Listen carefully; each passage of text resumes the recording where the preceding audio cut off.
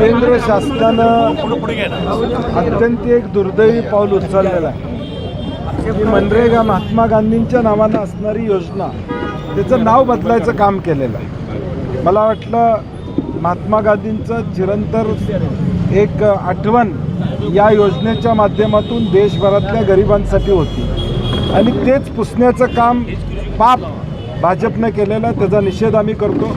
सभागृहामध्ये पण विरोधी पक्षाच्या सगळ्या खासदारांनी हे बिल जॉईंट सिलेक्शन कमिटीकडे पाठवा अशा पद्धतीची मागणी केलेली आहे. परंतु एक बहुमताच्या जोरावर या देशात आम्ही काही करू शकतो अशा पद्धतीचं नियोजन भाजपचं चालू आहे. त्याचा निषेध आम्ही करतो.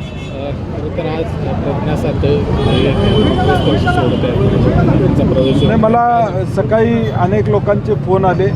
मी त्यांच्याशी संपर्क साधलेला आहे, मी त्यांच्याशी बोललेलो आहे. मला वाटत नाही ते पक्ष सोडतील, कारण की अगदी कठीण परिस्थितीमध्ये त्यांना आमदारकी देण्याबाबतची भूमिका काँग्रेस पक्षानं घेतलेली होती. त्यामुळे मला काय वाटत नाही की ते असा काय निर्णय तडकाफडकी घेतील.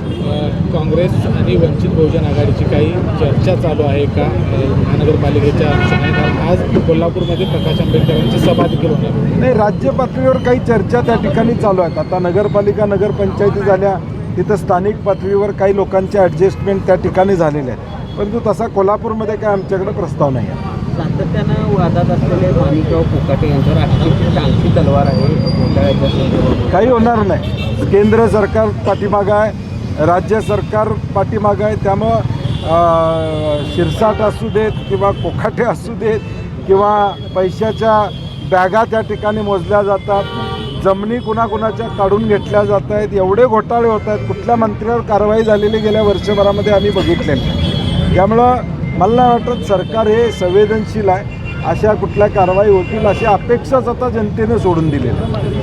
संजय राऊतांनी पुन्हा एकदा सांगितले की मुंबई महापालिकेचा विषय थोडा वेगळा आहे. महाराष्ट्राचा विषय वेगळा आणि मुंबईचा वेगळा आहे. मुंबईमध्ये स्थानिक लोकांचे मतमतांतर या संदर्भातले आहेत आणि म्हणून तिथं भूमिका काँग्रेस पक्षानं त्या ठिकाणी स्वतंत्र जाण्याची घेतली आहे. परंतु महाराष्ट्रात अनेक ठिकाणी आम्ही एकत्र आहोत. कोल्हापुरात आम्ही एकत्र आहोत, पुण्यात आम्ही एकत्र आहोत, सांगलीत आम्ही एकत्र आहोत.